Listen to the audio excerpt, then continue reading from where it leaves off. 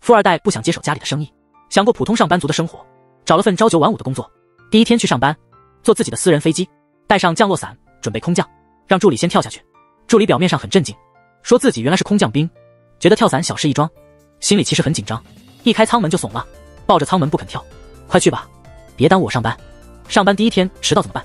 同时，高斯电子的领导在抱怨，对手公司的少爷为什么非得来我们公司，而且还把这难题甩给我。正在说话，窗外有个帅哥从天降，降落后呆毛哥看着大楼，表示自己就算没有老爹帮忙，也能成就一番大事。刚显摆完，马上被车撞。同时，楼上的领导接到电话，新员工得过几天才能来，看来撞得挺严重。几天后，呆毛哥出院来到公司，但他一点儿也不像是新人报道，反而像是来视察的大领导。路上员工都对他点头哈腰，很快找到自己的部门，选了个看起来还不错的位置坐下。椅子虽不是真皮，但坐起来还行。正规划职场生活，一位戴眼镜的哥们出现，呆毛哥一头雾水：“你是谁啊？是不是走错地方了？这是部长的位置。”那没事了，先得跟部门的同事打个招呼。呆毛哥一点儿也不害怕，反倒是很自然地背起手来，开始像个领导那样讲话。同事们都感觉到了一种压迫感，一改懒散模样，立刻精神起来，认真地做好听讲。呆毛哥讲完，大家不由自主地鼓掌，真是太奇怪了。同事们心里琢磨，这新来的是谁啊？气场实在太强了，让人有点抵挡不住。早高峰的通勤，大家都希望能挤上最后一班车。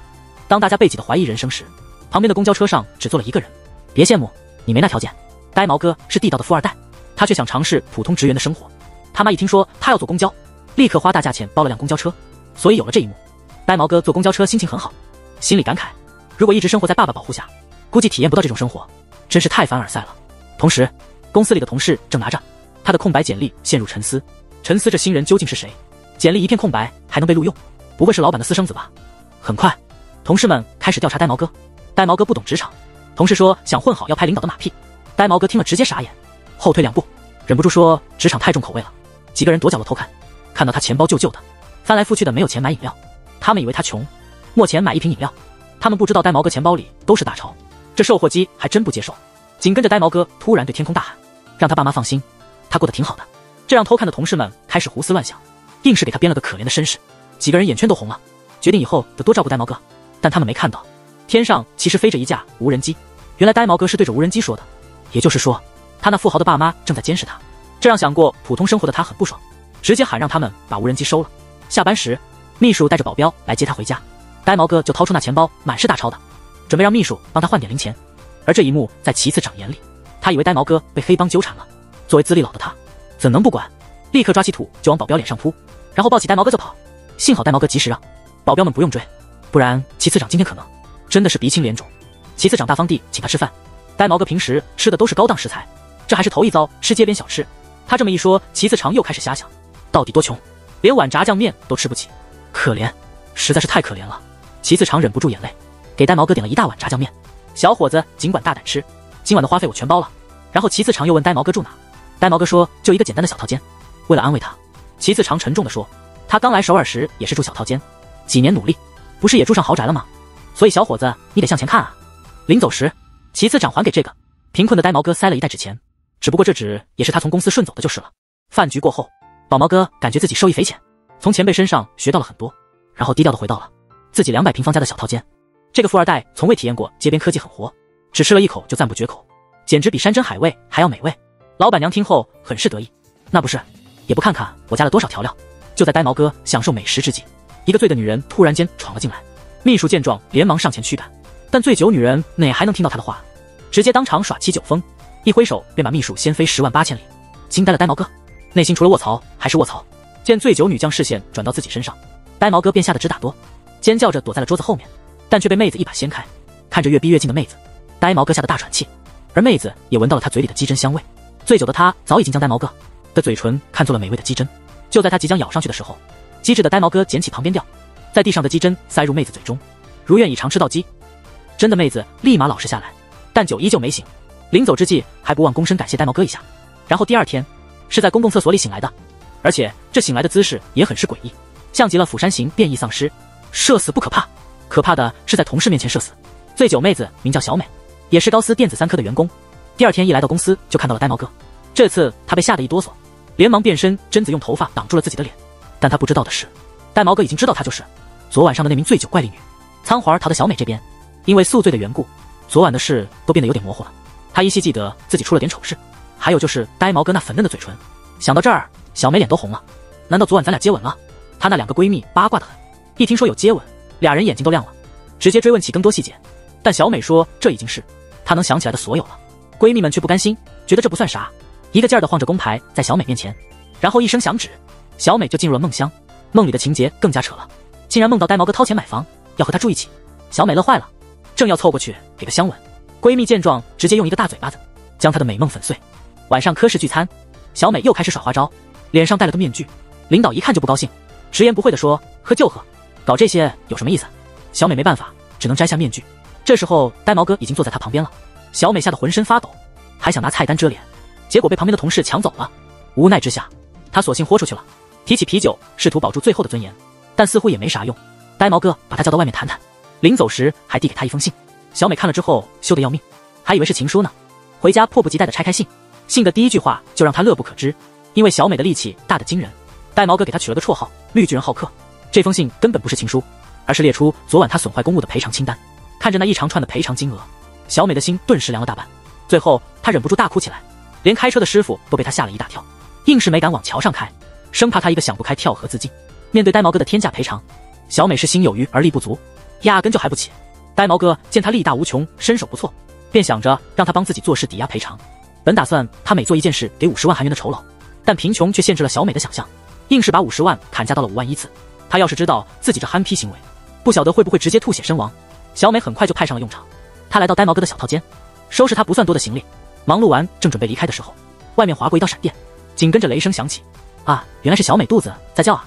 那没事了，呆毛哥想着对方是在帮自己办事，便友好的留下小美吃晚餐。小美刚开始还有些不好意思，但一听到不要钱后立马改变了态度。既然你再三请求了，那我再走岂不是显得很没有礼貌？说吧，今晚恰啥？只见呆毛哥笑着拍了拍手，小美一脸懵逼，而呆毛哥也才想起自己已经离开了家，现在是没有佣人给他准备晚餐的，没法子，两人只能点外卖。小美笑着表示自己最近在减肥，反手却毫不犹豫地拿起高热量高油脂的炸鸡啃了起来。小美只管干饭，豪放的吃法让她与优雅淑女无关。呆毛哥有小洁癖，看到她这副模样就感觉身上有虫子在爬，难受的内比。呆毛哥戴着痛苦面具询问她要不要先擦一下嘴角的油脂，小美表示这都是小事，反手便用手抹了嘴巴。这一幕看得呆毛哥差点心搏骤停，他实在有些受不了了，戴上手套，拿上纸巾亲自为他擦拭。就在这时，呆毛哥的妈妈正好来看他，从妈妈的角度看过去，呆毛哥和小美简直像是在接吻，他吓得连手里的爱马仕包都掉地上了。呆毛哥当场就愣住了，反倒是小美反应快，赶紧跟呆毛妈解释说自己只是个同事。呆毛哥也赶紧接口，说让小美收拾完东西就走，真是够狠的。这下子直接是炸弹投下，把正在喝水的妈妈都吓一跳。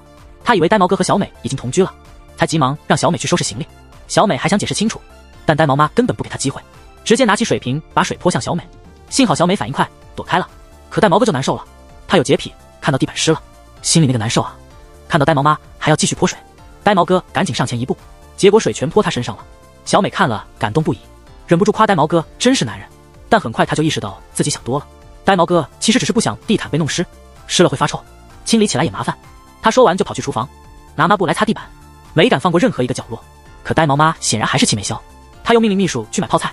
说实话，这操作我也是没懂，她是不是想逼小美吃泡菜，直到把她逼酸了。秘书还没动身，呆毛哥就大声喝止了，再次上演英雄救美。只不过泡菜比水难清理多了，双方僵持了一会，呆毛妈终于气消了大半。她递给小美一个纸包，看那厚度，里面肯定是不少钱。小美连连摇手，坚决说不要，连忙让他拿开。双手虽然晃动，却不自觉靠近了，身体对这种事还挺诚实的。就在小美快要触碰到钱的那一刻，呆毛哥突然伸手阻止，让他接受这笔钱，正好可以还债。一听到债务这词，呆妈直接怒了，对小美发起了新一轮攻势，认定她是冲着钱来的拜金女。但紧接着，呆妈又拿着泡菜，笑眯眯地跟小美说话。原来呆妈最近迷上了肥皂剧，看到剧里的桥段就模仿，真是忍不住要上演一把。这突如其来的转变让小美都懵了，觉得这家人可能真有点问题。就在这时，呆妈不小心泄露了呆毛哥的身份，呆毛哥急忙让妈妈转移话题，但他们的举动完全是自曝其短，身上随便掏出来的东西都印着力量公司的 logo， 两人越解释越显得可疑，真正的身份泄露还不止这些。送小美离开的时候，司机误将她当做呆毛哥的未婚妻，把内部的事都说了一遍。就这样，小美成了公司里第一个知道呆毛哥真实身份的人。第二天，呆毛哥找到小美，希望她保密，语气很不客气，话里多少有些威胁的意味。看着有点凶。正当此时，一只小虫子爬过桌子，小美一巴掌拍死了它，手心全是血，桌子上也留下了裂痕，真是狠劲十足。这一掌不是练了几十年是打不出来的。呆毛哥见状秒怂，再也不敢威胁了，转而开始装可怜，感叹命运的不公，为什么自己非得生在有钱家庭？你知道我想体验普通人的生活，吃一碗泡面有多难吗？小美听着就头疼，真想当场把这个凡尔赛的家伙扔出去。小美跟呆毛哥保证，自己绝不会把他的真实身份透露出去，但呆毛哥根本不信，直接拿出手机联系秘书，准备动用关系来调查小美。正当这时，小美突然反击，把呆毛哥吓得浑身发抖，话都说不清楚了。电话那头的秘书也是满脑子问号，少爷，你到底在说什么？小美没给呆毛哥求助的机会，直接把他的手机抢走。没办法，呆毛哥只好一直跟着小美，确保他不会乱说话。吃午饭的时候，呆毛哥豪气地撕开酸奶瓶盖准备扔，小美看了直摇头。他告诉他，舔瓶盖是穷人的基本生存技能。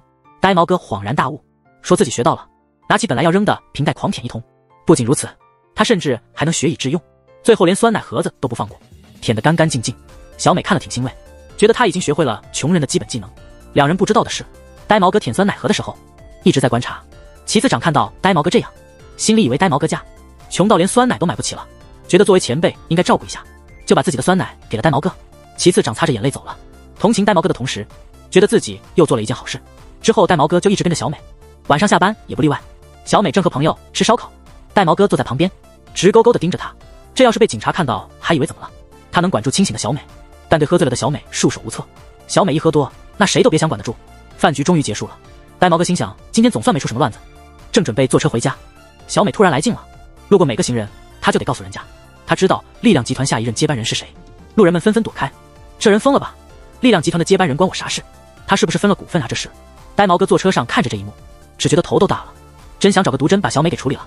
就在这时，酒疯的小美感觉到有人在说她坏话，一下子跳到呆毛哥的车窗上，把车里的人都吓了一大跳。敌对公司的未来接班人为了体验生活去了高斯电子，找了份朝9晚5的工作。他在电梯里偶遇了高斯电子的总裁，想着自己爸爸跟他熟，觉得应该打个招呼，结果被总裁误会想攀关系。总裁说有事直说。呆毛哥想了想，这人能给我提供啥呢？然后就和总裁合了张印，准备拿回家给老爸看。老爸肯定会吃一惊。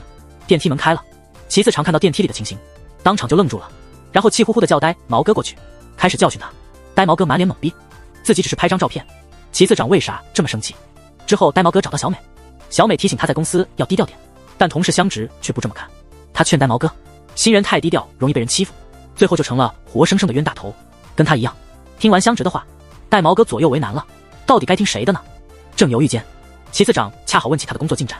呆毛哥刚要站起来，看到对面小美正在疯狂地给他比划，示意他要低调谦虚些。呆毛哥见状赶紧鞠了个躬，鞠躬的同时又看到相直在给他打手势，示意他要表现得更高调些。呆毛哥本能地想直起身子，可下一秒又看到小美，然后他就地开始抽搐，直接把齐次长看懵了。齐次长还以为他急着上厕所，让他不要憋着，赶紧去解决。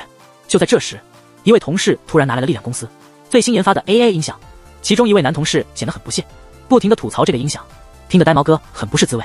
他下意识就给这个 AI 音响做了一番高水平的介绍，几乎把生产编号都报出来了。同事们听后都惊讶不已，纷纷问他怎么知道这么多细节。还有同事说这个 AI 音响能识别力量公司白会长的声音。呆毛哥一听忍不住笑了，这功能我怎么不知道？说着，那 AI 音响突然打了呆毛哥的脸，不停地喊着会长好。呆毛哥被吓得马上变声，但他总不能一直装着变声吧，总有疏忽的时候，音响也不装了，直接说出呆毛哥不是会长就是下一任会长，真是直接把他的身份揭露无疑。呆毛哥有点慌了，急着想关掉这该死的音响，越急越关不上。小美看不下去了，一把抓过音响，直接一拳把它砸碎。同事们全都惊呆了，心里默默地提醒自己，以后千万不能惹小美。呆毛哥对小美充满了感激之情，这次的事情全靠小美，从此我们就是伙伴了。小美轻轻一笑，你这回总算说人话了。紧接着，呆毛哥掏出了自动售货机买的罐装咖啡，小美以为是给他的，结果呆毛哥直接一饮而尽。他所说的伙伴，原来是指这罐咖啡。小美气得牙痒痒的，马上撤回了之前的话，直言呆毛哥根本就不是人。下班时间，齐次长带着呆毛哥去了公共浴室。呆毛哥第一次来到这种地方，有点小紧张。齐次长却突然跳入水中，看到呆毛哥还穿着内裤，很不高兴，让他赶紧去脱。呆毛哥一脸痛苦，这普通的澡堂也太变态了吧！见呆毛哥迟迟未动，齐次长突然站起来，惊讶地发现他竟然从未来过澡堂。呆毛哥顿时慌了，为了不露馅，只好乖乖遵命。本以为之后就能安静地泡澡，没想到齐次长还要给他搓背。呆毛哥急忙解释自己每周都会用粉色盐去角质2次，真的不必了。齐次长哪里会知道这些？不等呆毛哥多说，就准备动手。这时的呆毛哥简直像是走向刑场的囚犯，痛苦的表情一直未曾摘下。但下一秒，感觉意外的舒服，呆毛哥立刻就喜欢上了这种感觉，这比粉盐去角质舒多了。就在呆毛哥享受的时候，身后的齐次长突然给了他一巴掌，拉回现实，说是轮到他来，现在该他给齐次长搓背了。呆毛哥轻轻的开始操作，齐次长还以为他没吃饭呢，一用力，结果又出了个大乌龙。呆毛哥心里暗叹，原来搓澡也是门技术活呀。突然间，他发现自己简直是游戏界的黑洞，连最简单的连线游戏都搞不懂，玩剪刀石头布也是一败涂地，甚至连输了14局，就连智能音响和家里的植物都在嘲笑他。呆毛哥实在不甘心，他马上去找救星小美。小美化身严厉的训练官，开始对呆毛哥进行苦练，一训练就是通宵。当然这番苦功不是白费。第二天的呆毛哥焕然一新，决心要找回昨天的场子。机会很快就来了，在电梯里，同事们正在讨论谁下次陪齐次长去澡堂。呆毛哥抓住机会，提议用剪刀石头布决定，可同事们却用看白痴的眼光看着他。镜头转换，呆毛哥一边戴着痛苦的面具给齐次长搓澡，他的却变强了，不再是个游戏黑洞，但在部门里，他没有通过游戏来做决定的资格。呆毛哥心里难受极了，他的财阀老爹得知了公司里的这些事，呆毛哥觉得办公室里肯定有间谍，到底是谁呢？他审视了每一个同事，发现每个人都有可能，无奈之下，只好打电话让秘书调查一番。就在这时，他看到小美正和某人通话，对话里出现了钱以及你也不想被你儿子知道吧这种虎狼之词。晚上还约了对方私下见面。小美突然发现门外有人，呆毛哥刚好推门进来，小美看到他就慌忙逃开。呆毛哥越看越觉得情况不对，小美的嫌疑也越来越大。想到这，他立刻让秘书准备小美的所有资料。镜头一闪，呆毛哥在车上翻看小美的简历，简历的首页就让他大吃一惊，照片上的胖子真是小美吗？秘书忙不迭地补充说，小美坚持每天锻炼，每天3小时才瘦成现在这样，减肥期间还学了柔道，还有跆拳道和合气道等，变成了一个力大无穷的女士。呆毛哥接着往下翻，简历上充满了力量2字的描述，还发现小美每月都给祖母寄钱，这缺钱的动机也对得上。想到这里，呆毛哥更加确定小美是父亲派来监视自己的卧底。看完简历后，呆毛哥还随口提了一下，从秘书那里套出了信息，老爹今晚有个私密会面，这不是真相大白了吗？今晚小美肯定会和老爹见面，然后把自己的情报卖了。呆毛哥绝对不能让这事发生，晚上就让秘书开车紧跟小美，他们俩明显没打算偷偷跟踪，就这样大大咧咧的跟在不到10米的后面，让前面的小美根本无法不注意。看着小美要逃跑，呆毛哥只好亲自下车追，他一路狂奔跑进一条小巷，一进去就被一帮小混混堵住了。呆毛哥紧张的不行，吹口哨装作路过，但混混们不买账，直接伸手挡住了他，然后呆毛哥就被抢到只剩内衣内裤。呆毛哥不是那种轻易放弃的人，就算只穿内裤也要去约定地点看一眼。他拦下路人问路，不巧的是短裤掉了，路人还以为他是变态，一个铁头功把他撞飞了，撞他的正是小美，小美也正好碰上了，他急忙俯下身对着呆毛哥的脸狂拍，试图把他拍醒，结果拍得既狠又重，呆毛哥其实已经醒了，被小美一阵猛扇后又晕了过去。镜头切换，小美为2度醒来的呆毛哥找了一套绿色的运动服，小美解释这一带怪人多，所以他才特别警觉。呆毛哥一听直接害怕了，周围的目光都不太友好，吓得赶紧躲到小美背后，正要赶快离开，转身却撞见那帮抢劫的混混。混混们知道呆毛哥的西装贵重，看小美的装备也不简单，就蠢蠢欲动想再来一次。小美本来不想搭理这些毛还没长齐的小屁孩，但回头看见他们摆弄呆毛哥的头发，小美立刻喊呆毛哥过来，然后几下就把那帮混混全部摁倒。旁边的呆毛哥看傻了眼，忍不住夸小美帅爆了。就在这时，又冲过来2辆摩托，小美看对方增援来了，抓住呆毛哥就跑，转眼间俩人消失无踪。这天呆毛哥和同事一起出差，负责开车的同事客气地说，他可以在车上先休息会儿。呆毛哥二话不说，直接调整座椅准备睡。同事愣在那里，停了好几秒才继续提醒作为上司，他坐副驾应该多跟司机聊聊天。呆毛哥恍然大悟，表示自己懂了。同事颇感欣慰，觉得呆毛哥还是可教的。可呆毛哥换到了后座，继续闭眼养神，这操作让同事哭笑不得。同事本来人就好，居然没怪他。回到副驾的呆毛哥发现同事已经困得不行，关心地问他要不要找代驾。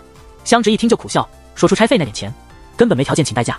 呆毛哥歪了歪嘴笑了笑，开玩笑说自己请的司机是免费的，然后马上打电话给秘书，让他过来开一趟车。电话那头的秘书却说，他的财阀老爹为了逼他回家，已经通知所有人不准帮忙了。这一下呆毛哥尴尬了，向直却不信，以为他在吹牛，觉得他就是在瞎扯。镜头转到他们到了合作公司，呆毛哥惊讶地发现对方的外国人竟然是自己认识的老朋友。那外国人也一眼认出了呆毛哥，兴奋地用德语喊他王子，幸好其他2人听不懂。呆毛哥用德语回应，说自己正在体验普通人生活，叫他别泄露身份。向直看他们俩低声交谈，很是好奇。呆毛哥赶紧解释，是以前在国外旅游时认识的。那外国人却突然说自局不认识什么呆毛哥。呆毛哥的脸色瞬间僵硬了。我让你不要说出我的真实身份，不是叫你来拆我台。向直没多想，还以为呆毛哥又在吹牛，赶紧拉着他向对方鞠躬道歉。到了晚上，向直带呆毛哥去了预定的旅馆。呆毛哥以前住惯了5星级，一进门就问老板健身房在哪层。老板一头雾水，你这是在说什么啊？向直赶紧拉他一把，叫他别乱说话。呆毛哥还是不依不饶，又问老板有没有磨砂膏。老板又是一脸懵，听说是洗澡用的，立刻递给他一条价值500的毛巾。呆毛哥拿着毛巾愣了好久，确认没拿错东西后无奈刷卡。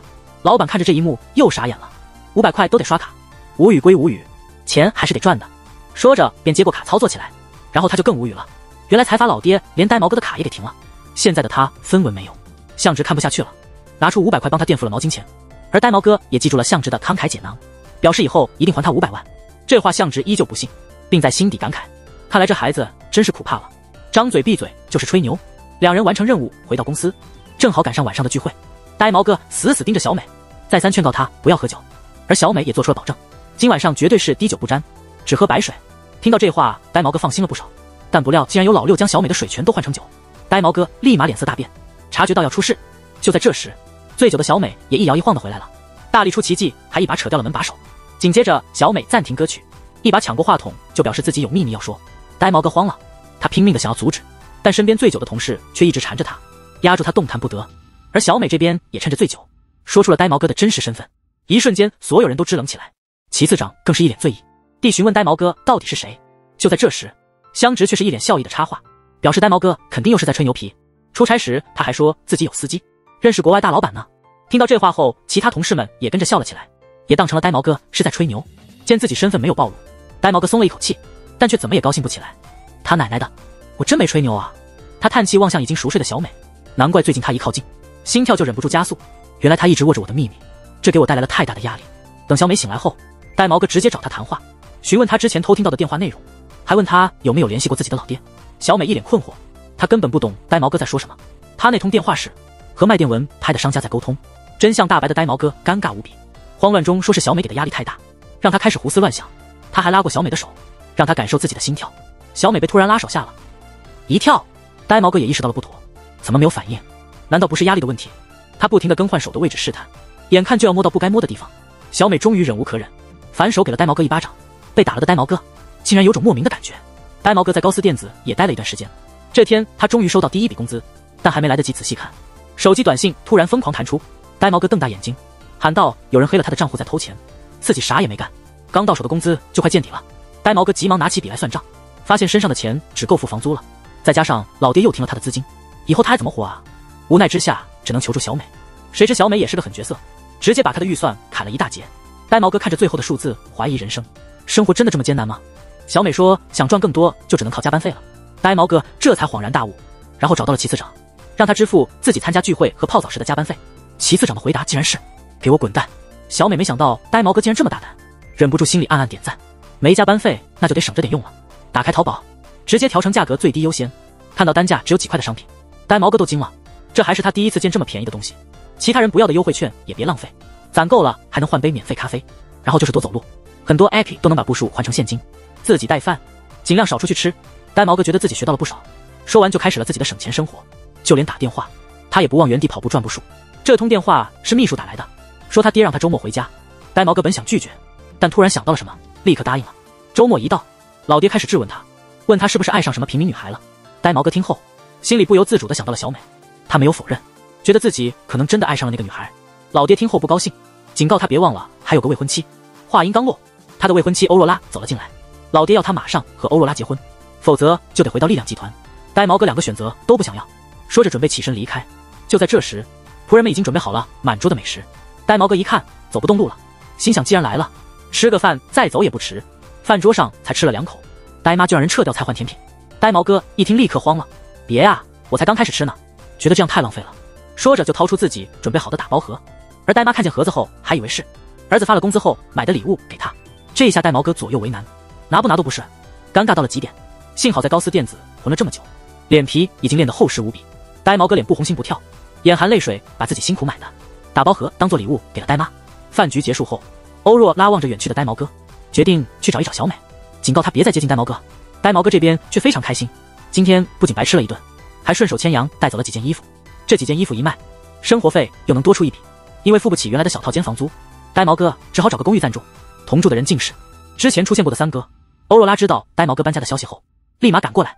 一看到呆毛哥和三哥穿的情侣装，还以为他有什么特殊癖好。欧若拉毫不客气，直言不讳地说已经见过小美，还给了他一大笔钱让他离开呆毛哥。呆毛哥一听，头脑中立刻浮现小美被金钱侮辱的场景，心里一慌，慌忙去找小美。见面就追问欧若拉对他做了什么。小美一头雾水，原来欧若拉找小美的时候根本没有出现呆毛哥想象的情景，只是递给他一个袋子，简单说了几句就走了。呆毛哥到了小美家，小美拿出欧若拉给的维他命，打开盒子却是一堆钞票。小美被吓得坐倒在地，这时才明白欧若拉的真意，急忙说这钱他不能要，却怎么也不愿放手。呆毛哥怎么拉也没用，最终在呆毛哥一个眼神的示意下，小美才依依不舍地放下这笔钱，并告诫呆毛哥一定要好好跟欧若拉解释他们的关系。但呆毛哥却表示自己并不想解释，然后趁着机会便向小美告了白。但小美却不喜欢他，表示自己喜欢金钟国那种类型的。呆毛哥听后那个伤心啊，调皮的呆毛都降了下去。然后呆毛哥就好似前面收到赔偿信的小美，坐在出租车上哭得痛彻心扉。巧的是，这司机正好是拉过小美的那个。但这还不是最痛心的，最痛心的是夜班车，车费贵得离谱。呆毛哥这一趟直接要了他3万块，看到价钱后他哭得更大声了，血亏啊。回到家后，呆毛哥便看着金钟国的照片开始了锻炼。就在这时，三哥路过，他看着魔怔的呆毛哥摇了摇头，直呼这孩子已经没救了。第二天，呆毛哥便迫不及待地跟小美展示自己锻炼的成果，看着不太明显的肌肉，看着沙包大的拳头，我有金钟国那味道了吗？小美一阵无语，不知道该说些什么。郁闷的呆毛哥准备买瓶最爱的罐装咖啡，一按售货机却发现这玩意竟然涨价了。被老爹停了信用卡的他终于明白了穷人的不容易，于是气势汹汹地找到了齐次长，怒斥他涨价咖啡不是人，喊出了韩剧里最经典的有钱无罪没钱有罪的名言。齐次长一脸懵逼，同事们都惊呆了，特别是小美，她做梦也没有想到这句话会从一个财阀公子口中喊出来。第二天，齐次长变得特别的奇怪，平时抠得要死，就连厕所卫生纸都要顺走的人竟然打算请所有人喝咖啡。原来是齐次长有升职的可能，升职的关键竟然是员工的评价，于是想尽办法讨好大家。这次他大手笔的请大家喝咖啡，直接把信用卡交给了呆毛哥，随便点，想吃啥喝啥都行，反正他不在乎这点钱。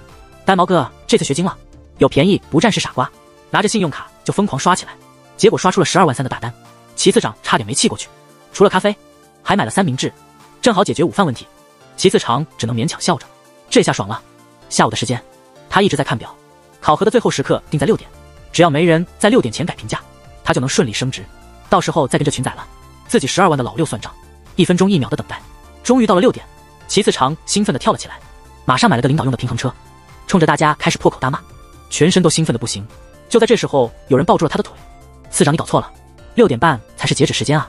齐次长当场傻眼，办公室里见盘声此起彼伏，齐次长开始慌了，哈哈，我刚才是跟你们开玩笑的，开什么玩笑啊，我才不信，你这个坏蛋。终于到了公布结果的日子，没有任何意外，升职的不是齐次长。这天突然天象值找到了呆毛哥，把他单独带到一边，告诉他自己是力量集团白会长的儿子。呆毛哥马上否认，香直却很坚定，原来是公司的新项目被力量集团抢先一步发布了，一定是有内鬼。香直认为内鬼就是呆毛哥，但现在他手上还没有证据，只好暂时放他一马。就在此时，之前出现过的外国人也来找他了，他也是看了新闻，同样认为呆毛哥是力量集团派来的卧底。两人正在聊天的时候，香直居然坐在一旁用手机做现场翻译，直接揭穿了两人的对话。知道呆毛哥真实身份的香直超级羡慕，羡慕是羡慕，但他还是劝呆毛哥离开公司。呆毛哥却说他不是来玩的，他想用自己的努力成就事业，希望香直能帮他保守秘密。香直看他说的挺真诚的，点头答应了。在电梯里，呆毛哥又遇到了小美，一看到他，呆毛哥就模仿金钟国。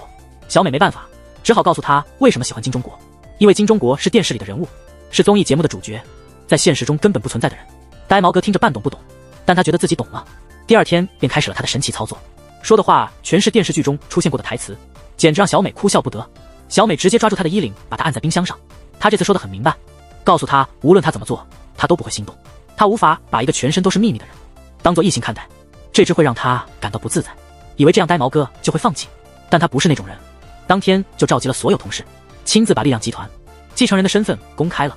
但是同事们根本不信，呆毛哥那个委屈啊，赶紧向小美求助。小美掏出了呆毛哥的全家福，同事们看到合照都惊呆了，特别是齐次长，你不是说你住小套间吗？小美解释说，确实是小套间，只不过是月租300万的小套间。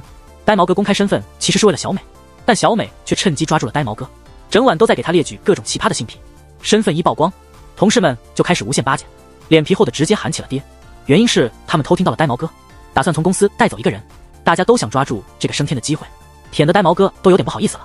第二天，他召集了所有人，开口说有话要说，大家都屏息凝视，期待他宣布要带走的人。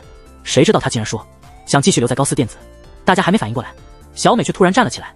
她以为呆毛哥是为了她才继续留在高斯电子的，带着呆毛哥是洁癖这一点疯狂给自己抹黑，说自己从不刷牙，1个月才洗一次澡，尽可能说得自己多脏，听得旁边同事脸色都变了。香直更是塞着纸巾开始消毒。小美在自黑时没注意，呆毛哥一直想插话，等他说完，呆毛哥才拿出平板，屏幕上播放着力量公司白会长因涉嫌贪污资金被调查的新闻。呆毛哥无家可归，只能留在高斯电子。